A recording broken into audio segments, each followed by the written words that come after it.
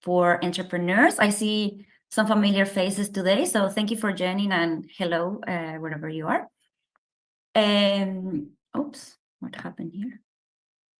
There's an issue, I think, with my slides. I think you were all here in the last session, but in case that you were not here before, my name is Crystal Bendahan. I'm founder of Bendahan Ventures, an innovation advisory firm that is dedicated to ecosystem building efforts. We work with entrepreneurs, with corporates, venture capital firms, public and private institutions.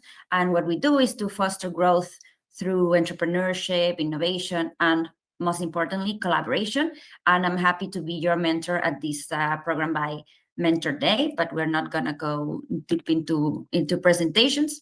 In our previous session, well, I really enjoyed that. It was really interactive and productive. So I would like to start with a little bit of a recap about the different funding sources available for startups globally and some particular examples for the African continent. You also guys asked me some particular examples for Ghana. So I made some research as well to give you some names of institutions that you can reach out to locally.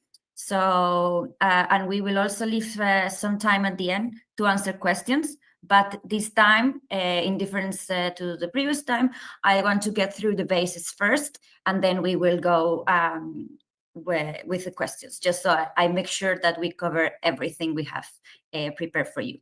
Okay, so, well, now that I have cleared out some housekeeping rules for the session, we can dive in directly.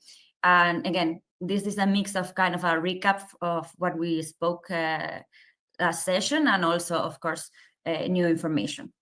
So let's start with what are the funding options that are easiest to be accessed by you guys in Africa. But again, the concepts are also applicable generally. So traditionally, we have in one hand what we call traditional funding. So we have loans, we have like that are typically granted by banks, or we also have other instruments that are granted by financial institutions, but also by associations, development agencies, and even some governments.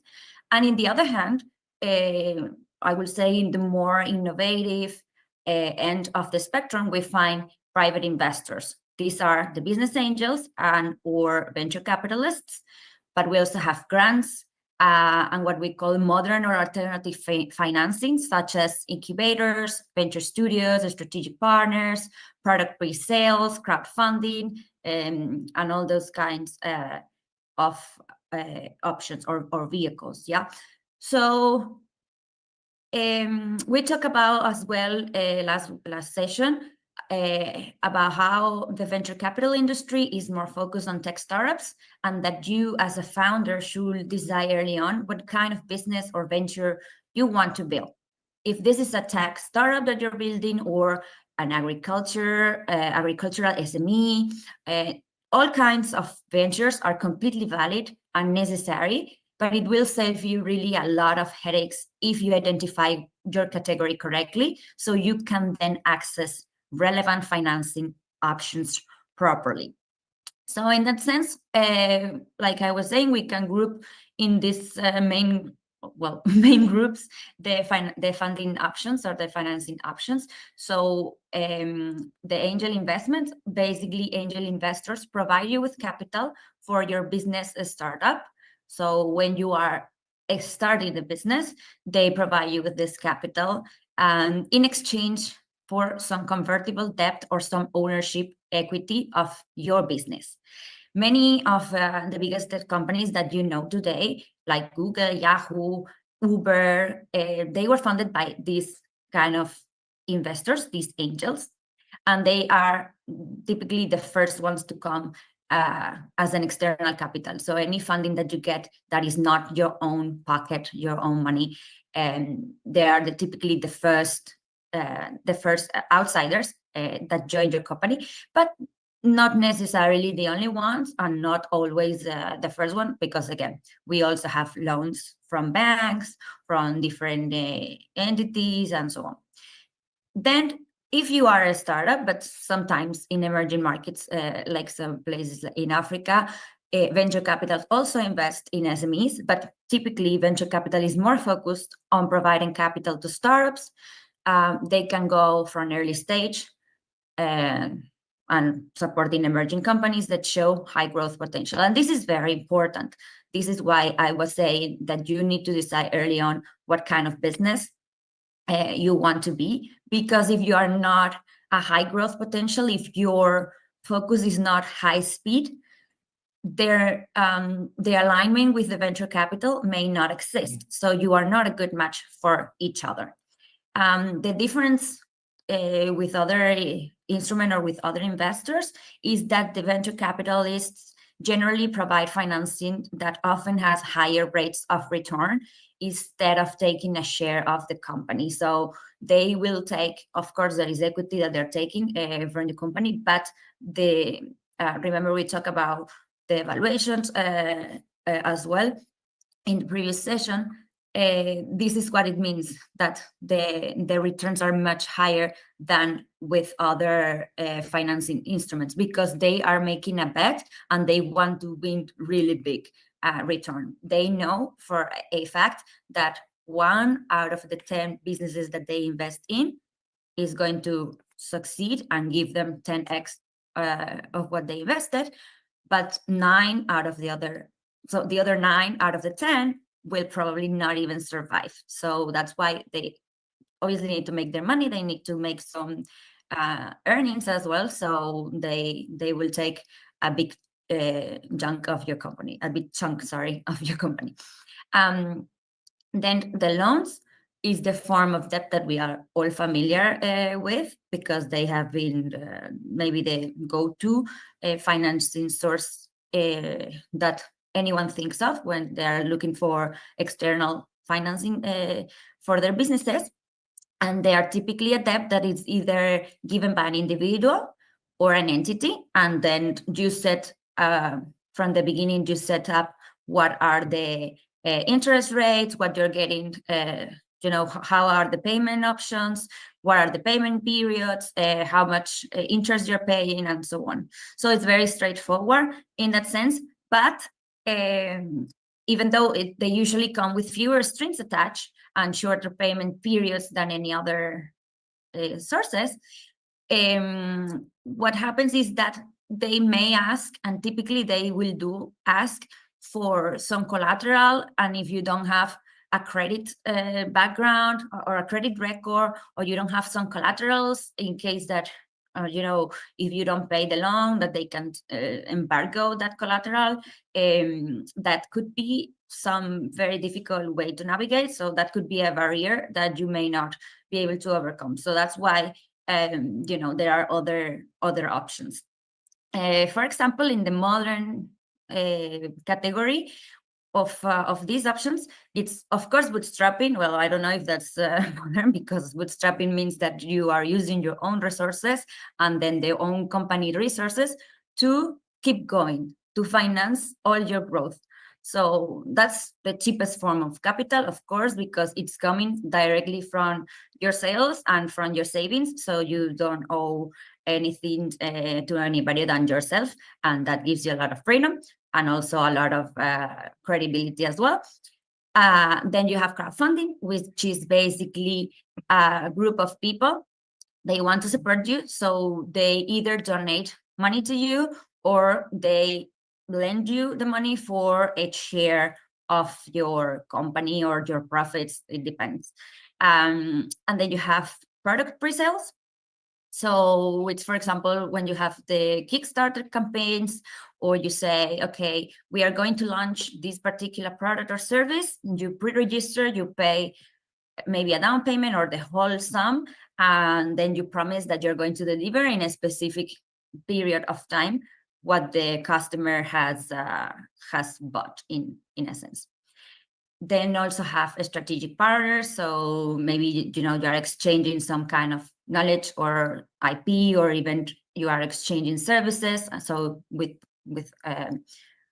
let's say collaborators, they are not giving you directly capital, but they're giving you other forms of support that in the end equal to as if you were receiving some money from them. For example, it could be what sometimes they call like tech for equity. So they are giving you, these partners are giving you all the IT, all the technical developments that you need to do for your business, but they are, instead of charging you the money for that development, then they could even say it's a collaboration, it's an exchange, or then they go for a share of your company. So they convert that in a way, they treat it as if it was cash, but they are giving you the IT, the development or the service, in exchange of a part of your company, and that's called usually like the name for equity. So it could be media, for example, if you're exchanging advertising,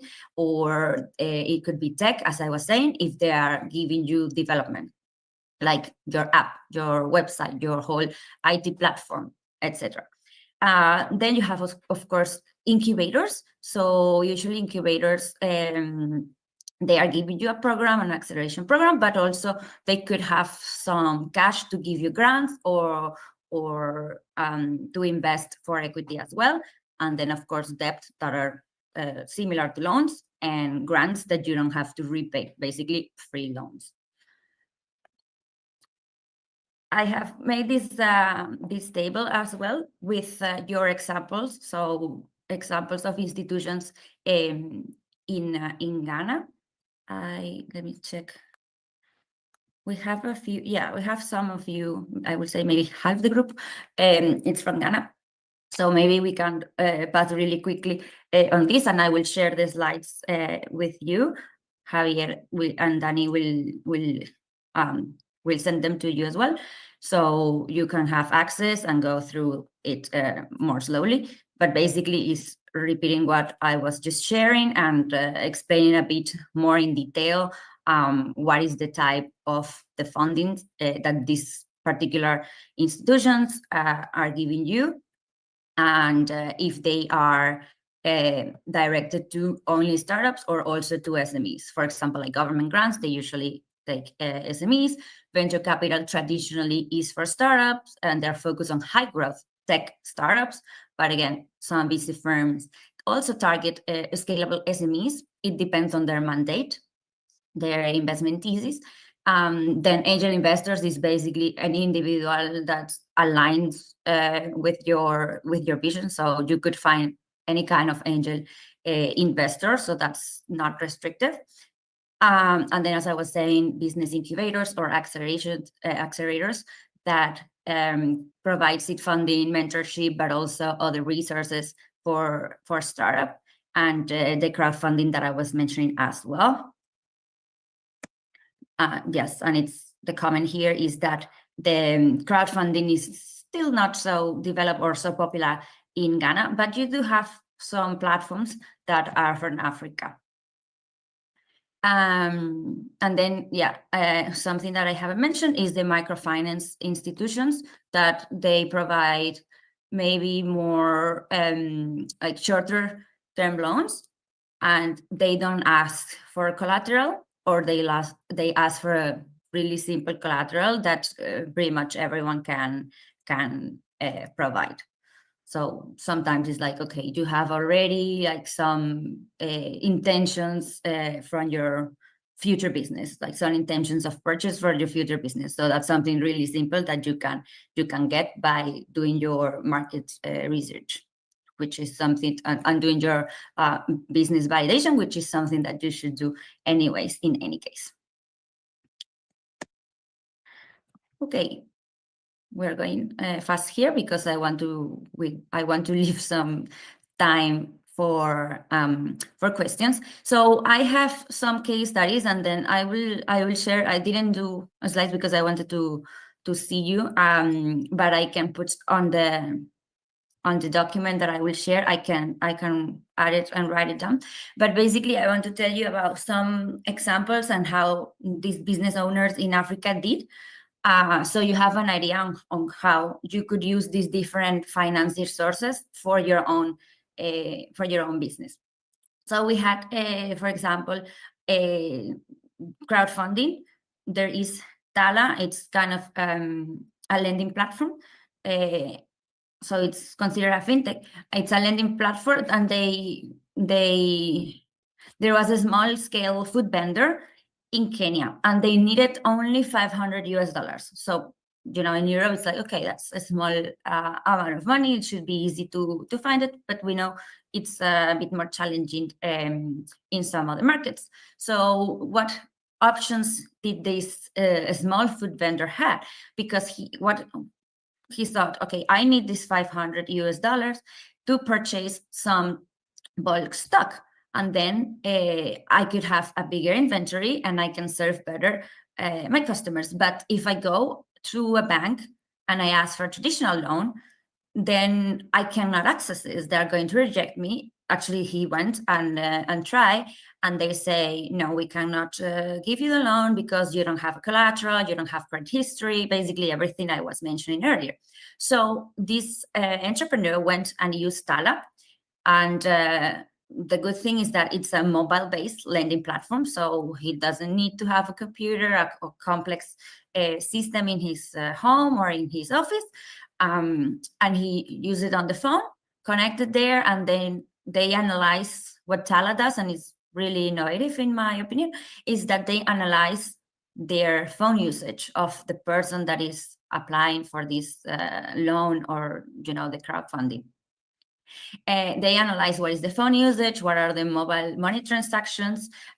So it's basically turning your mobile phone into a credit record. And within 24 hours, based on that, tracking of your history of your phone usage and how much mobile money you have put into your phone. I don't, in different countries they have different name, but basically like the credit that you put on your phone. Within 24 hours, they approve a loan. And with this loan, the vendor could scale their operations and they increased their income by 30%. So they were able to repay the loan on time, and then they became eligible for a bigger loan in the same platform. So I really like this example, because you can see how how startups are helping each other, how they are being created for serving niche markets that were untapped, that were not served before by the traditional institutions. And it's also showing how fintech it's offering a quick and a flexible solution for micro entrepreneurs. Then we have another example of crowdfunding. So it's called Mchanga. There is a crowdfunding platform. It's called Mchanga, and a community shop came. So in Kenya, there is a community that they wanted to have a shop to sell essential goods. So my friends in Africa, because we have some people here from Spain, all the moms and pops shops in the rural areas, basically the one community in Kenya, they wanted to open one of these shops. So of course they didn't have bank support again, and they turned to this platform Mchanga, which they're doing crowdfunding for local projects. They managed to raise $2,000 from community members, so people that are part of Mchanga, and then other supporters, using mobile payments and credit card donations. So basically, Mchanga, how it works is that there is a community of people, so the lenders, the crowdfunders, and you can, of course, donate money or give it as a loan. But in this case, they were doing donations, and they were doing it really simple. You don't need to have a bank account. You just upload to Mchanga. You pay with your phone credit or with a credit card if you have that option. And then that's it. The shop was successfully launched. They serve as a model for a community-led project using crowdfunding. People, of course, that are already in the diaspora were able to donate money that way through that platform. So that was one of the options as well. Then we also have in the other type of example or other type of funding, we can talk about, excuse me, a Pan-African VC fund, a venture capital fund called Partech, and a fintech that wanted to expand. So this fintech is called Trade Depot, and it's a Nigerian fintech startup. What they do is that they connect informal retailers to suppliers. So we are still speaking of kind of the same type of businesses, but they needed money to expand their operations. So they raised a Series A from Partech Africa Fund, and they managed to expand into the new cities. They added new services, like they were also doing financing for retailers. They became B2B e-commerce in Nigeria, and that really helped them leapfrog their scalability, because, well, now we're not speaking, you see the difference from $500 to what was it, 3 million US dollars. There is, of course, a considerable difference. So you cannot go and ask for people to donate you 3 million on your mobile phone, because it will take you a long time. And also people maybe like suspicious, like, okay, what are you doing? It's a different type of investors. But because Partech is a respected and established venture capital firm, they understood the model, and they understood the need of this Nigerian startup, and they financed them. I don't think they raised only from Partech the entire 3 million. I'm sure their round was 3 million. But yeah, I didn't delve into those details. But again, Partech was the African fund that helped them. So you see that you have options if you are a small business, if you have a bigger business, depending on what stage you are in, you always have an option. And then we also mentioned there is another example that we mentioned, a foundation last time, called Tony Elumelu Foundation. And in this case, it was an agribusiness that was scaling. And I took this example from from a question as well that one of you posed in the last session, because your interest was in how can we really fund our agribusinesses in Ghana. And I found this example. It was a young entrepreneur from Ghana that launched a small business producing organic fertilizers. And he really wanted to help the community to produce local organic fertilizers, but struggled to secure funding for the equipment to do that. So he applied for a grant under the Tony Elumelu Foundation entrepreneurship program, and he received a grant of $5,000, and it was like they put it like seed capital, because these monies serve for him to start his business, but he also received, on top of the $5,000, some mentorship, some training.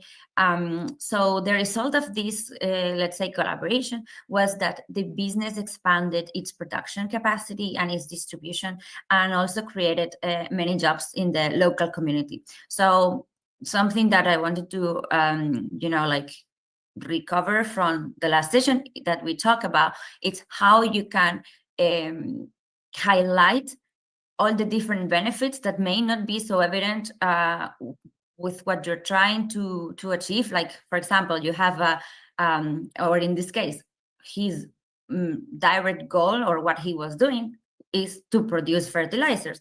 But of course, you also have some positives around the existence of your business or the growth of your business that you need to highlight in certain applications, so they are attractive to the grantors of the applications, okay, of the grantors of the grant. I don't know if you can say that, but like the people who are giving out those grants, those prizes, or even those investments. So basically, your audience, your target audience, you have to really understand what's motivating them, what moves them, why they want to give out money, or why they want to give a loan to someone, what is their motivation behind? Because then you can show them, hey, I am creating a lot of jobs in a community that we don't have many companies to work at. So people are unemployed. So I'm changing the lives of the people that are really close to me.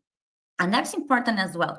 And some people, they really don't, the reason that they are funding you or financing you is not because they like the particular business or they are super experts in that particular business that you are building or growing. It is because they believe in your mission. They believe in what this business can mean for your community or what it could mean for the world. Okay, so yeah, I wanted to give that positive comment. And then we also talk about development banks and this sort of sometimes not specifically, institutions not specifically tied to one government or to one country. So I brought the case of the African Development Bank as a source of funding, and a startup that is from the sector of the renewable energies. And I think one of you also last time asked me, because you are having a renewable energy business. Sorry. So in this case, the renewable energy startup was from Tanzania, and they wanted to give solar kits to rural households because, again, there's problems with electricity distribution and accessibility to electricity. So they created this kind of kits that it's powered by the solar energy, and then you can have solar energy and electricity in your house with these kits. They wanted to make it affordable as well, because typically solar panels are really expensive, but they created this new idea. So they applied to the Africa SME program, and they managed to get $250,000 in a loan from the African Development Bank in really favorable terms. And what it means is that really favorable terms is that, well, as the name explains, is they are good for you. The terms are beneficiary for you. It's not like I'm giving you this loan, you have to pay in 2 years, and the interest rate is 50%. Like, that's crazy. You cannot do that, right? It's like, you are probably not going to be able to pay. But they gave sufficient time, the interest rate was low, and then they, really flexible on payment terms as well. So super nice. And the startup managed to scale their operations, and they managed to have thousands of off-grid homes. So super amazing. And then they got these communities to access energy, solar energy. And of course, what was good for the African Development Bank is that these kind of businesses, these kind of ventures, they are in alignment with their development goals. So they have basically to find these kind of businesses to invest money in, or to support, or to give grants, depending on the mandate. So always try to find what's the best source for you. And last but not least, there is also the case of a beauty brand that wanted to expand the brand across other markets, other countries. So basically international expansion. And maybe you have heard of this brand. It's called, sorry, maybe you have heard of this program, the She Leads Africa. Because they do some competitions, basically speech competitions, and they're quite popular. So this was the particular case of the beauty brand. Was the entrepreneur from Nigeria. She has a natural hair care brand and wanted to increase the production for reaching out to the international markets. She went to the pitch competition that was hosted, of course, by She Leads Africa, as I was mentioning, and the prize was $10,000 and also access to a network of mentors and investors. So even though $10,000 was small for her plans, the network that she got and all the support from the different mentors and investors that she got really helped the brand scale the product line, enter international markets, build a loyal customer base, and basically not go in the dark alone to these new markets, but get the support that she needed because she was able to explain all her plans in this pitch competition. And this is also a lesson for women entrepreneurs here in the group, and also any friends that that are female and are having their entrepreneurship venture. You should take advantage of those women focused funding platforms because they are having specific avenues and they have specific programs for you to support you, because the industry understands traditionally it's been really, really hard for women, and women are generally underrepresented in the industry. There are a lot less female investors, and well, typically people will invest in their peers, people that look like them, talk like them, feel similar to them, because that's what they know, right? So it's not to put any negative comments on the industry or our peers in the industry. It's just how psychologically things work, fortunately or unfortunately. But there are these options that are specifically tailored for women or specifically tailored for a vertical, as we spoke the last time, for example, energy or fintech or agriculture or health tech or climate tech, you name it. These are the verticals, and you always have programs or investors that are focused on those specific, let's say, groups or areas. But you also have the generalist ones that are for all of Africa or for any kind of startup in early stage or any kind of startup in the growth stage.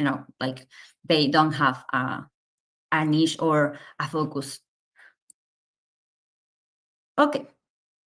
So speaking of the investors, this is something that I know you're all wondering, and it cracks your heads all of the time. Okay, what do investors want? It's the $1 million question, no pun intended, but also intended, because literally you can talk to one investor and they tell you, oh, you're too early. You talk to another investor and they tell you, oh, no, you are too late, like we cannot invest, like you should have talked to us at the beginning of your ideation process, because we invest in that. So it's a lot of things. I know it's difficult, guys. I understand the struggle is real.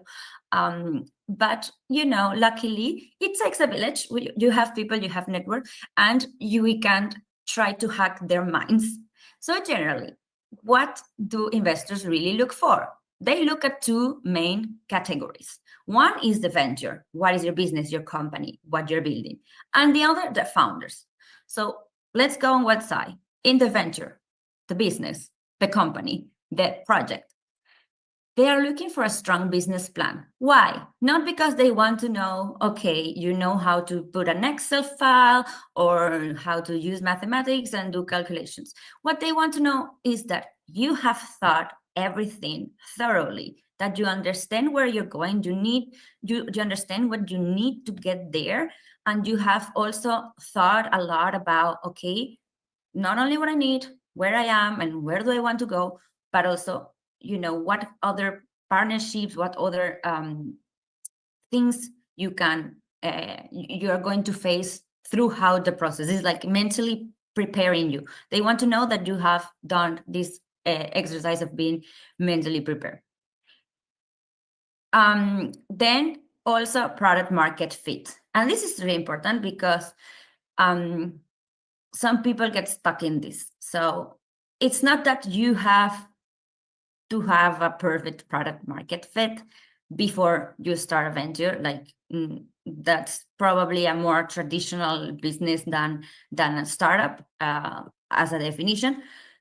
But people tend to say, okay, I'm going to do, I don't know, what example can I give you? Okay, the founder of Waze, for example, he's always saying that he was going at first to the investors, and he was pitching like, okay, I have a GPS and a gyroscope, and now because of, I'm using this amazing technology, I can know where people are going and tell you what are the roads that have more traffic. People were lost just hearing about the technology behind Waze. Waze is a platform that, just in case, I don't know if you have used it, it's a platform that basically tells you what is the fastest route to get from point A to B. So if you want to go from A point, so your house, for example, to your office in the morning, and it's traffic jams everywhere, it will calculate on real time based on the usage of other users, other users of the platform. They can get their signals from their cars. They know if there is you can upload if there is a traffic jam because there was an accident or any road disruption, something like that. And then this platform will tell you what is the most convenient route that will take you the fastest in time to your destination. Okay, but the technology behind it, and they sold it to Google Maps many years ago, or to Google, and it's integrated nowadays in Google Maps. And the founder from Israel, he's saying all the time that investors were like zooming out. They were like, no, I don't know what you're talking about. Like, I am not interested, because he was focusing on the technology.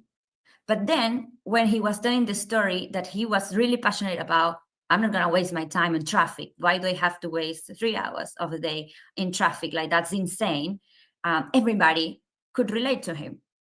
So when you focus on that thing you're solving, what is the problem? What is the pain point that your solution is really solving for the people that is using it? That's when you have found your product market fit. It doesn't mean that your product is final. It doesn't mean that you cannot add features, that you cannot iterate the product and, really make it better, enhance it. Doesn't mean that. It means that that is the main issue that is so painful for people that they will pay whatever money just for you to solve it. That they could not ever live without your solution if you solve it properly. And that's where you should be really passionate about, that product market fit. So your hypothesis when you're coming to the investor should always come from what is the problem you are trying to solve, and why is it so important for people that you solve it, the people that are suffering that particular problem. As opposed to coming with, I'm using blockchain, or I'm using the virtual reality, or whatever. Like, that's completely secondary, even tertiary to the people that suffer the problem. You should make, really show why this problem is super important, and why everybody should stop whatever they're doing and solve this problem, basically. Okay, so they want to go with that. And sometimes it could be emotional. That's why storytelling is super important for pitching. Because if you can tell the story and they connect with the story, they understand, they literally put themselves in the shoes of the person that has this problem, then they will know why it is important. And the rest, it doesn't matter too much. Like, you just need to have something sensical, and then it will be easy for them to understand. Excuse me. Then they're looking for viability. It's good. It's amazing to have big dreams, and we all want to, fund the next unicorn and be billionaires and buy private islands or whatnot. I don't know, maybe build your own robot or your own rocket ship and go to Mars, but not everyone can do it. Of course, business is hard.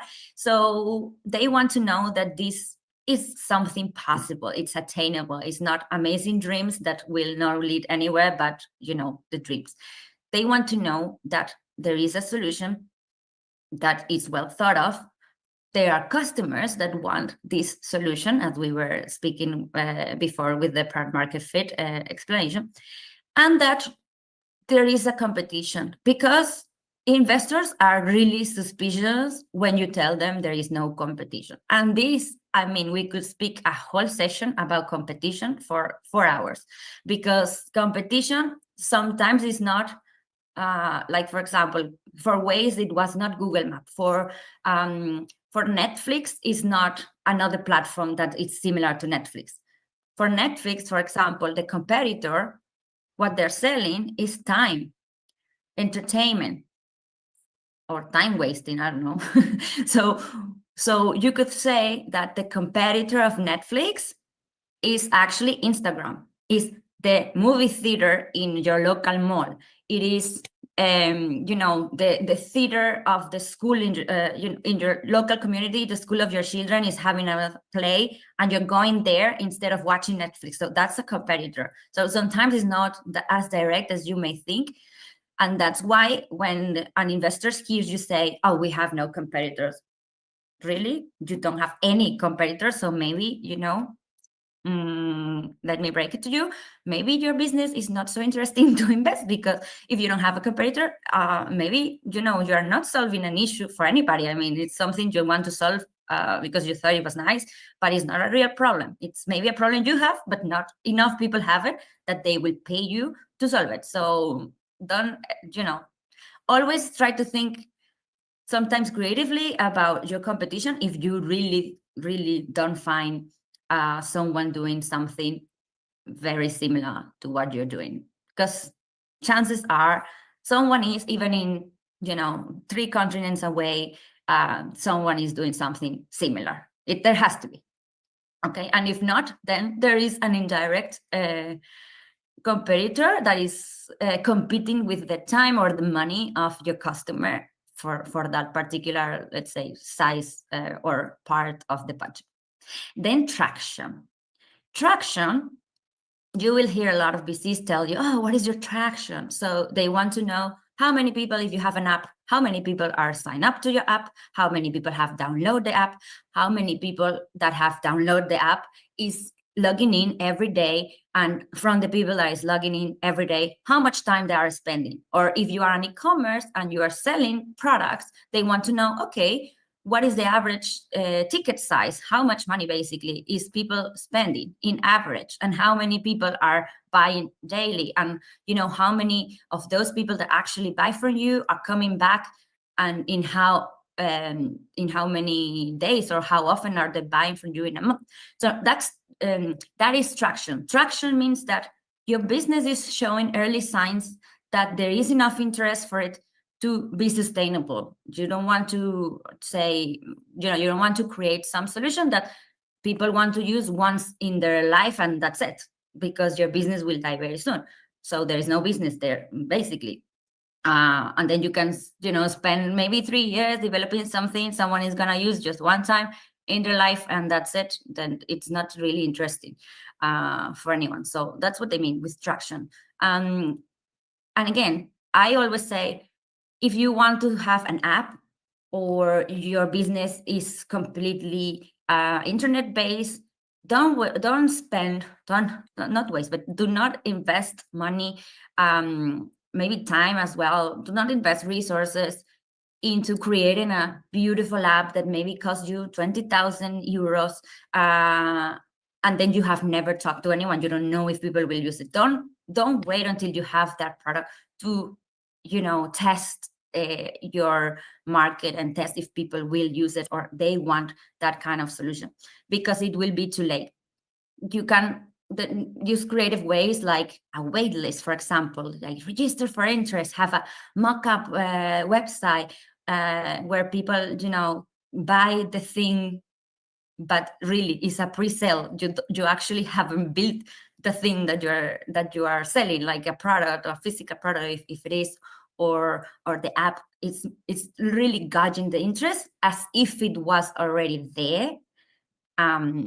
But making a creative way without spending too much money on development, or too much time, if you don't know already that people for sure will use it, will pay for it, will need it, basically. And then, of course, in the case of the startups, the venture capitals want to see an exit strategy. And I would say this is the main difference with any other kind of business, an SME, or, as we spoke, a business that wants to become a large corporation. That's one of the key differences between traditional business and a startup. It is the exit strategy. You as the founder of a startup, your aim is to have an exit. So you are going to be publicly listed, or you are going to be acquired by, a big company, one of your competitors. So that's why also like competition is not as bad as you may think at the beginning. It's just a good sign that the market and that there is interest in this particular product or solution. But that's what they mean with exit strategy. They want you to think strategy. They want you to say, okay, you are the first investor, you are coming in my seat round. So then my investor in Series A or maybe on Series B is going to buy the shares from you. And then, these kind of things that they want to know. Or they want to say, no, we are going to sell the company to this competitor. We know they're interested. We know they have done this in our neighboring country, and now we are aiming to capture the local market. So we are going to be best positioned for them to absorb us, to get all these things that we have developed in the local market, and so on and so forth. Then, sorry, I just noticed the time. I have taken a monologue for the past hour. So the founders, and I wanted to leave some time for questions. In the founders, what they look for is a strong leadership, someone that could take the company from A to exit, so from the starting point to the exit, or someone that has, the flexibility and the humility to understand that, hey, I may not be the best CEO for my company, the best top leader, the general director of my company throughout the entire life cycle of it. But I know I'm good at the start. I have this vision. I'm going to make it through, and I'm going to find a person when the time comes, when the time comes that I am no, like this is basically too big for me. I'm going to find the right person, and I'm happy to, step back as the founder and not be the CEO. That kind of mentality basically is what the investor is looking for. Now, of course, experience in that particular market, in that particular industry. Like if you are a mathematician and now you are doing a health tech startup, like how is that related? Like why is that? Why you're doing it? I mean, it could be that, okay, I have this health condition and now, I'm passionate, of course, because I suffer that health condition. I saw there are no solutions and I'm doing it. Okay, that counts as experience. Or I was advising this type of businesses for 5 years, 10 years. I saw this opportunity that was not being available in the market, and I did it. Now, those count as experience as well. Or you were a consultant in one of the big 4 consulting firms, and now you understood the industry that you can do it. Basically, that they want to know is they are mitigating the risk of the investment that they're making, and what they're finding is a good business solution, a sizable problem that it's worth solving, and that the team, not only the founders, but also the team that they are surrounding themselves with, like board advisors, mentors, even employees, they can stand the test of the volatile environments that a startup goes through.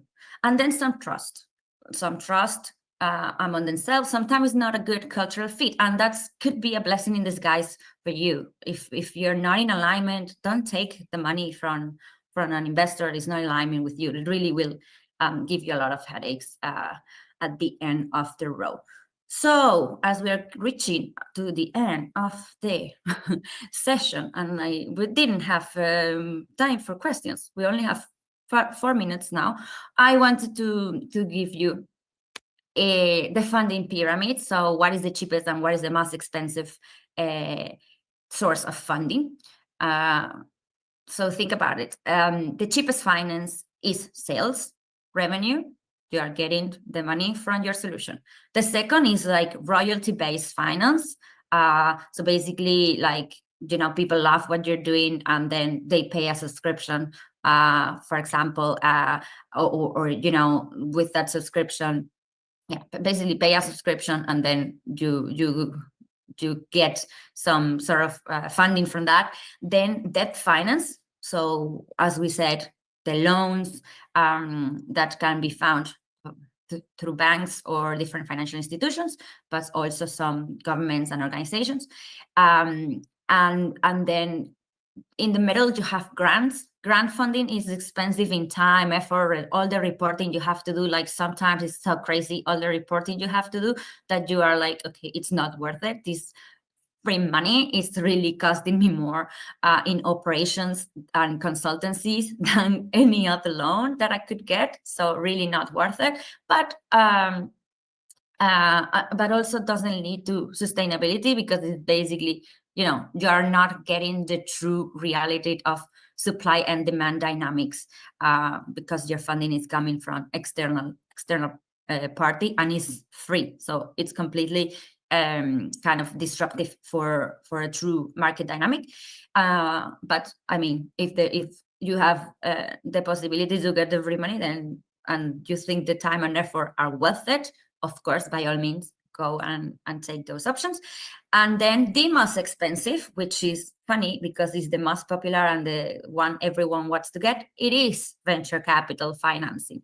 It is the most expensive because, well, we have gone through details in the last session about valuations, and I have explained as well that they have to make the fund returner basically give the money back to their own investors and make some earnings. So, and of course also pay their operations. So they really are not going to give you the most favorable terms, but they are the ones that also take much bigger risk than any other financiers. Yeah, we have 3 minutes for questions now. So I open the floor. Sorry, I had to rush through the end.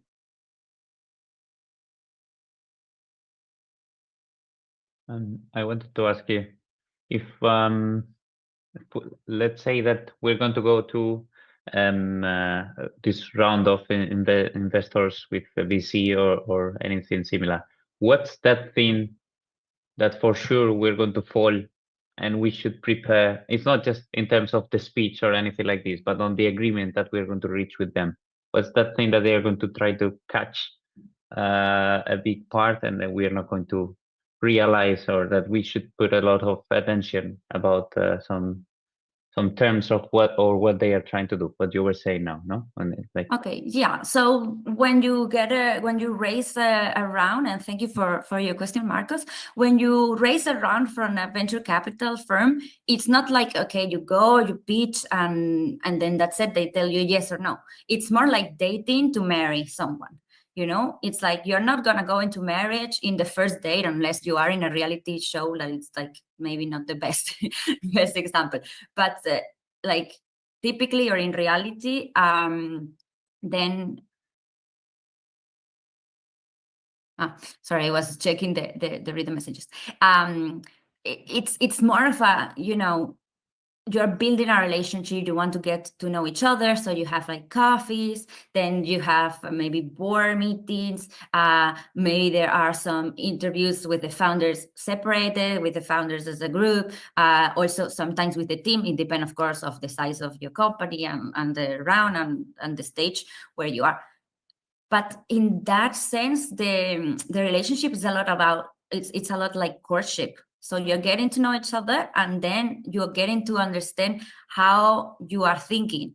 And it's important that the due diligence is not only done from them to you as a founder or as to your venture. You also have to do a due diligence on the investor. So for venture capital firms, you should talk to founders that they have founded funded in the past, and it would be great if you manage to talk to those entrepreneurs that maybe fail, and also the entrepreneurs that succeeded, because it will give you a lot of insights of how the operations of this investor, how they operate through the life cycle of your venture, and how, when things go sour, you want to know that they are not nasty. Like, you want to know that when things are not going so well with your business, and trust me, they will not go so well, a lot of times, that you can call them at 2 a.m. in the morning and be like, I'm desperate. I don't know how I'm going to pay my nominas, my pay slips tomorrow. I don't want to close the business, but also, I cannot have the people without their salaries. They have to pay rent and so on. So how they do it is like, well, first they're going to tell you like, okay, why you waited for last day to tell me you cannot pay your payslip? But someone that will not say, now we close and now we go to liquidation and let's salvage whatever we can from your, machines and your equipment, and then go, thank you so much and goodbye. And now you have to destroy your company. But someone that will say, okay, I will maybe, wire you some money today, and in 2 days you have to repay me, and let's apply for a loan, and let's see what we can do. Can you talk to I don't know, your business angel, your brother, your whatever, lend you money for 2 days? This kind of thinking that they will. You want investors that want to be in your mission, that they are ruling for you to succeed, not the ones that are just like, I'm gonna get a returner and I'm gonna make 10x and I'm just gonna fly business class everywhere and just be cool about it. Like, no, that's that's why you need to know not only what they tell you, because we of course we are going to all put our best foot forward when we are in this courtship, but also to understand how they operate, how they think when things don't go so well, or what are their expectations. And in terms of things that those are red flags. If founders, they will tell you like, okay, no, when we had a challenge, they were really awful. Those are red flags. Or if people will be like, oh, I don't want to talk about our investors, then basically politely they're telling you they're awful, but they don't want to badmouth anybody. But in terms of more like legal terms, clauses and things like that, it's a lot of negotiation. It's not like they're gonna give you, these are the terms, and then you sign or take it or leave it. It's not like that. You always have to read through. Please get a financial advisor, get a lawyer to really represent your best interest. And it's a negotiation. It really is a negotiation. And I will say that what I would like to see in every single agreement is, the clauses of how you operate when things go wrong. If you fail and you have to close the company, like how whatever is left is going to be then repartido, spread out through the different investors. Like that's the things that should be written. Or when there are disagreements among the board of directors, how, who solves that, and how do they want to have a seat in the board, and how will they operate like in those scenarios? Because if they want to have a seat in the board, can they overrule founders' votes or opinions or things like that? So those are the things that are important that you should look like. But so in one single word, alignment. Just check for alignment, do your due diligence, talk to other people they have invested in, and do some research. All right, understood. Makes sense. I have another question. We are also over time. I don't know if you have another session. I do have a call, so I could take that one. Kelvin, I will say, could you please email the question and I will answer it to you, because we are over time. It's just a short question. It doesn't really need it.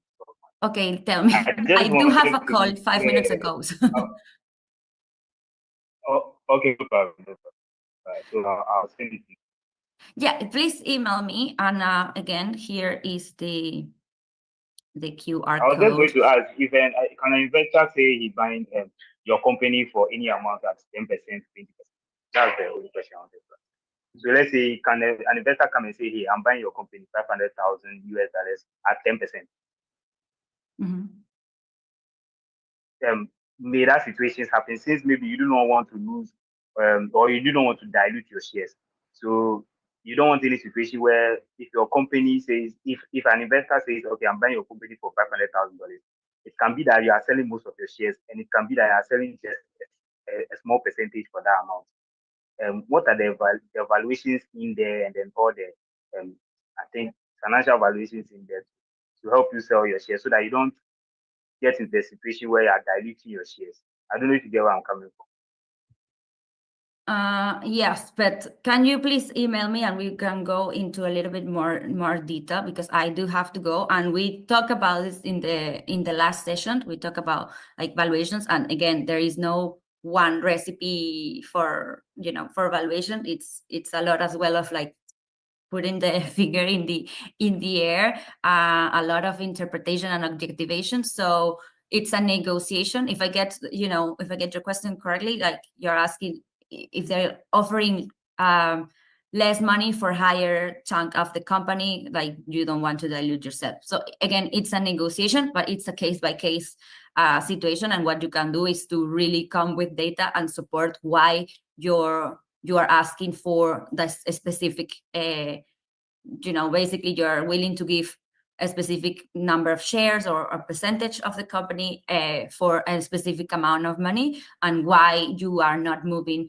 from that point. And then they will counter argue why they think that your evaluation is not accurate, and then you come to a middle ground. That's what typically would happen. Yeah. But anyways, thank you so much, guys, for joining. Sorry, we don't have more time for questions, but yeah, we can. Hopefully, this was very useful to you, and we can stay in touch for sure. Okay, thank you so much, Crystal. Thank you. Bye. Bye, bye. Bye. Bye.